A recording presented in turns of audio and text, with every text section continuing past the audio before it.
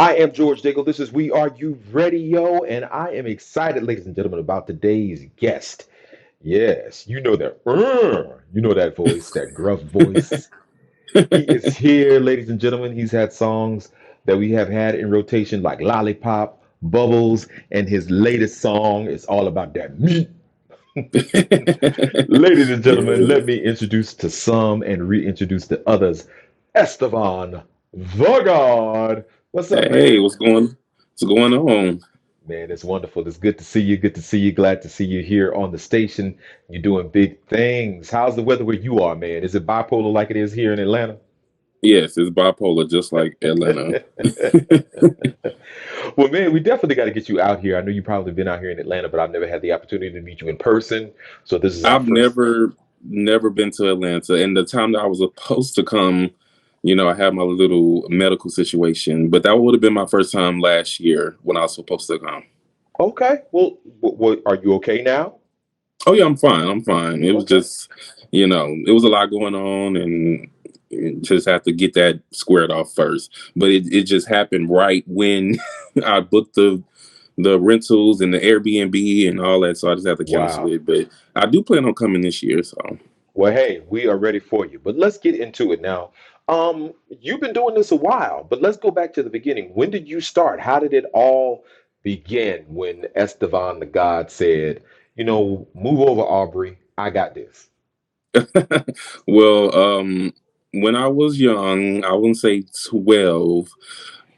My aunt, I tell a story all the time. My aunt, she was a underground rapper in Houston, and her name was $1 Million Girl, and she brung home a CD, and ever since that day, I just knew I wanted to rap. So I would study her flows and stuff, her cadence, and go to her shows and sell her CDs and stuff. Because she also had a boutique too.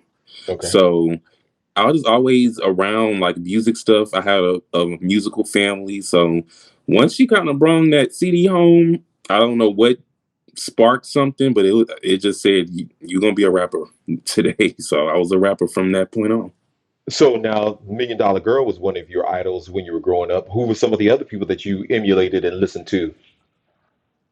Um, well, my mom, she had good music taste. I will say that. So, like in the car, a lot of Houston legends. You got your Fat Pat, you got Big Pokey, you got Lil Kiki, you got Paul Wall, Mike Jones, Slim Thug, Yeah, a just lot of the Pimp greats. A C, lot of of the greats. course. Yeah, yeah, Pimp yeah, C, yeah. of course.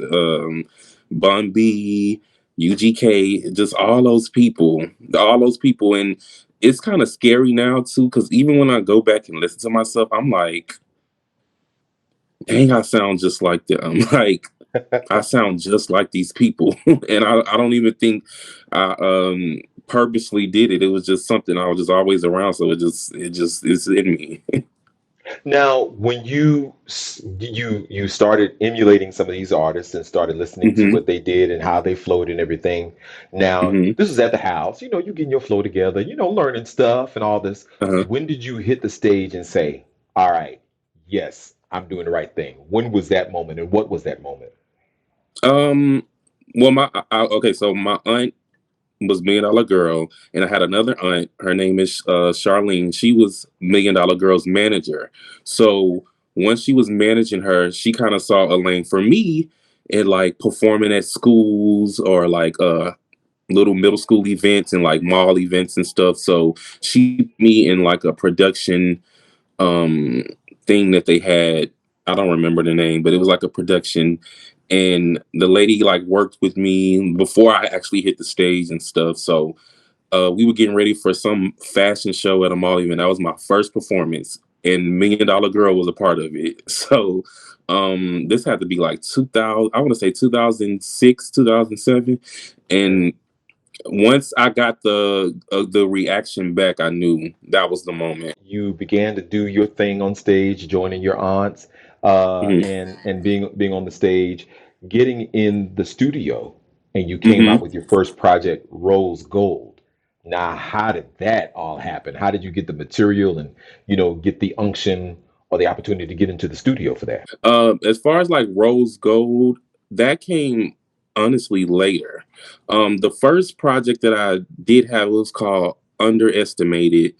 And around that time when I was with Me and All the Girl, that was like my first project. Now, a lot of that music, I'm not gonna lie to y'all, y'all not gonna hear that. Those are like early days. Now, if I do like something where I have to let y'all listen to it, then y'all probably would hear it. But that's my like younger days. But Okay. around I want to say I'll tell a story of kind of where it trans from me being with Million Dollar Girl into me just kind of just doing it by myself. So Million Dollar Girl was an entrepreneur. She was with different hair boutiques and all kind of stuff, and she had an opportunity where she met Trina, the rapper Trina, Yes. and they were in conversation. I don't know about talking about different things, but that name, Million Dollar Girl, if people don't recall, that name was actually taken from the original Million Dollar Girl. Wow. So around that time, I will say that's when I kind of saw her, Million Dollar Girl, kind of like, you know, get away from the craft as far as like rapping and stuff. So once I seen, somebody that I kind of believed in kind of like slow down on it, that's when I kind of created um Guapo and Estevan The God. I kind of did something to where it was like, I'm going to create,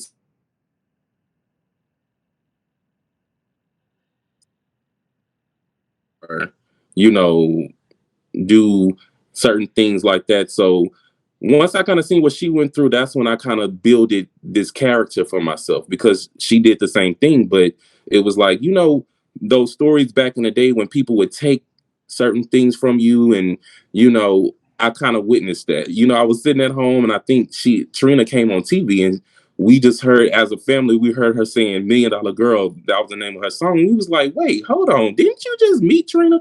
It was just like, from that day Wow. forth, I kind of just created something for myself. Like, I ain't gonna never let that happen to me. So that's when, later the Guapo stuff came and like the Rose Gold, and I would change the sounds and try to like do different things. So I wouldn't ever have that same scenario happen to me where somebody just take, something from me. So Rose Gold kind of came later, and Rose Gold was more of my R&B feel and more of my adult sounding track. So, which I really do love, and people still love Rose Gold to this day. So, yeah, that's kind of how certain things happen.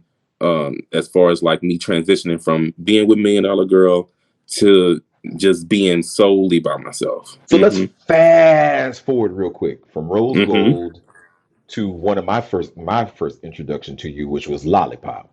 Um, Okay. Tell me about that song, Okay. So Lollipop. Lollipop. When I heard the beat, I instantly thought, okay, I need, another queer artist on here. And at first it was gonna Bossy CandyBarz. She's a rapper, a trans rapper, and um she like instantly like was like, okay, I'll do it. But then I had thought about it. I was in contact with Bry'Nt, and Okay. Bry'Nt is the first gay rapper that I've ever heard about. Like back in the days when I was like just on the internet and stuff, he was the first one. Like it was no other. I knew about like New Orleans bounce artists like Sissy Nobi and stuff, but Bry'Nt was like the first one to kind of do the mixtapes and the performances, and he used like sexuality too in his raps. So um once he agreed to do it, and I was just so like, took him back. Like I really got a song with another person that I looked up to when I first started. So once he kind of did it, and they both agreed to do it, it really sounded good. It kind of added like the South to the New York sound. I think Bossy is from Chicago. I think, I'm not sure, or Washington D.C., but it just added like some good sounds together. I really like that song. Yeah, I like that too. So let's do this. Let you intro this song, Lollipop, to the We Are You radio listeners. Go ahead and do your thing. Okay, y'all. So this is Lollipop featuring Bry'Nt Bossy CandyBarz, and you're now listening to it on WERUradio. We Are You Radio is the urban sound of pride. If you're just tuning in, ladies and gentlemen, my special guest is Estevan The God. So let's talk Hey, what's about going on? the name. Let's talk about the name. Where did Estevan and the Guapo and all of that come from? Okay, so Estevan is my real middle name. Um, Okay. that's my dad's name, and my mama made it my middle name. No, Um, no relations to Charlemagne, right? I'm just asking for for the audience. I hope not. I hope not. Who knows? Who knows? Probably. Right, right. But yeah, that's my real middle name, Estevan. Okay. And the God came from because I call myself the Guapo God. But I didn't want it to be Estevan the Guapo God. I don't know, that's just too long. So I just kind of shortened it to Estevan the God. What does Guapo mean for people that don't know? Guapo means handsome in Spanish. Okay. And See. I All right. actually was in Spanish class and heard the name because the teacher said what pretty means, which is I think bonita, and so I was like, "What handsome mean?" And she said guapo, and I don't know, that just stuck with me ever since that day. So everything just became guapo, guapo, guapo. Now we're seeing artists like Lil Nas X and Saucy Santana and Big Frida, and the list Hmm. goes on. I don't want to list everybody, but there are so many who are hitting mainstream Right, exposure. And even Rick Ross has even said, "Hey, gay rap is actually here, right, and are accepted into the game." I don't know about that part, but hey, um, right. how do you feel about being a gay rapper, or does that label is that uncomfortable for you to wear that in this industry? Oh no, not at all. I'm actually, if you look at my bio, it has gay rap superstar. So I actually love the title. And I think some things need a category because everybody are always like, oh, well, I don't want the label or this, but y'all want awards when they come out, for certain categories. So, why not just call a thing a thing? I just think that, I like calling myself a gay rapper because that's what I am. When you hear my content, you're gonna hear gay lingo. You're gonna hear gay things. You're gonna hear featured gay artists. Like, Yeah. I don't know. I've never had a problem with it or never felt shame about it. But I know some people do. But I feel like if you feel shame about it, I feel like that's deep rooted. You just gotta kind of figure it out. If you're trying to impress certain people, then that's a whole nother story. But I don't know. I've always kind of embraced the gay rapper title. I think that's interesting because I've spoken to a couple of artists, and Hmm. a couple of them have said, "I don't want to be known as a gay rapper," and I've always echoed the sentiment that you just said is that once they listen to it, once you start Right. talking about being with a dude or Right. stuff that the content of your rap, they're gonna know. It's not like you can Right. get away from that label. And Right. so I always found that a little bit strange, but now that I hear you explain it, it makes even more sense. So let's talk about mainstream radio because here at We Are Your Radio, I worked in mainstream radio for years, Hmm. so many years. I won't tell you how many. Um, Right. and one of the things I remember going way back in the day when Billy Hmm. Porter and his R&B Hmm. CD came out, and it came across my desk. Now we know when we see us, we know us when we see us. And when I Right. saw Billy Porter, I'm Exactly. like, wait a minute now. But seeing that he was not able to live in his truth at that time in order Mm. to get mainstream exposure, do you think that the same thing is still happening in the industry? That even though, people who are doing great music, like I said, you and Bugs Gutter and just so many of you artists that are doing that, do you still think that mainstream radio is still kind of pushing you to the side? Yes, I do, and what I think is actually happening because we got to be honest too, because even on mainstream radio, I feel like female rap is so dominant right now that they still are having a hard time playing certain records. If you notice, they really don't play certain records unless it's a male on it, you know, or like they'll play Mega the Stallion featuring the baby, or they'll play Lotto featuring Gucci Man before they actually just play, you know, a song with a female rapper by themselves. And even in the clubs, like they'll play the male version knowing damn well everybody want to hear Nicki Minaj verse, but they'll Right. skip it, you know, because I don't know if that makes them seem, you know, unmasculine. I don't know what it is, but it's definitely, even with like us as gay rappers, the ones that's even out now, it's just like it's such a, it's still like we still have a lot of work to do, but I don't know if they feel like weird about it. Like, even if they'll, like, I haven't never heard Saucy Santana on the radio, you know, but I Mm. heard him in other markets, which is the internet and you know, the internet and a TikTok and all of that. But it is kind of like, you know, why is it so hard for y'all to? Why is it okay for this to play it on here, but on you know, the platforms that's actually very serious, which is mainstream radio?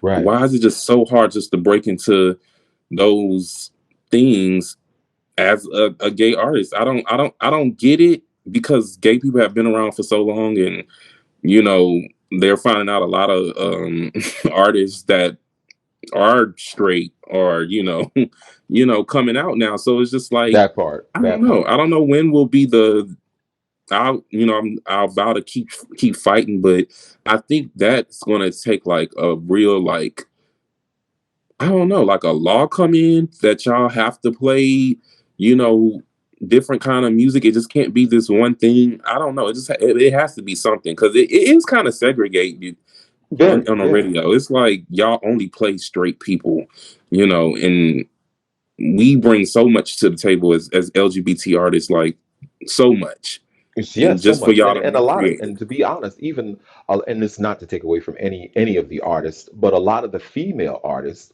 do take a lot of stuff from the Right. LGBTQ community, a lot That of too. stuff. That Um, too. That too. and so when you look at the influence that gay rappers, gay artists in general have on the industry, it's like, okay, well, it's already there. It's just in a different package. So why not allow that to be a part of it? But now I want to get back Yeah. to your music. I want to get back to your music, because Hmm. that's a subject that we can get into, and I would love to have a roundtable about that Right. subject.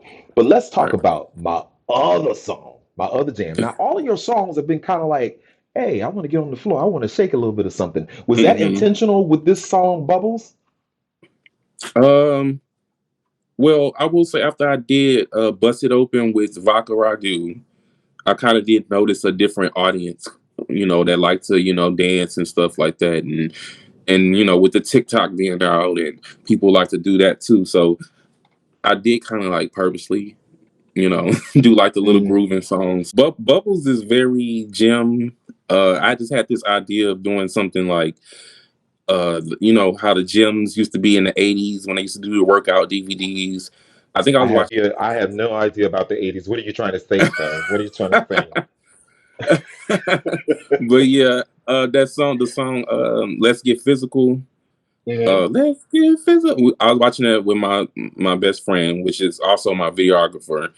And I had the song recorded already. And I was like, that would be dope if we did like some alien type 80s workout DVD type stuff. And she was like, okay. So we did it. And the song actually was just inspired by that. Just kind of like moving, you know, grooving, and like in a workout way though, not like the actual groove, but like in a workout, um, just doing our thing. And I did want more dance records too, like, because I have some, but not upbeat like in a pop way, you know. So I did kind of want to add that to my resume of just being able to do like a poppy record that make you want to dance. So yeah. And I love that, because all of your tracks that I love, my favorites of yours are all dance tracks. But it seems like you Hmm. came out with Bubbles, and then Hmm. 5 minutes later,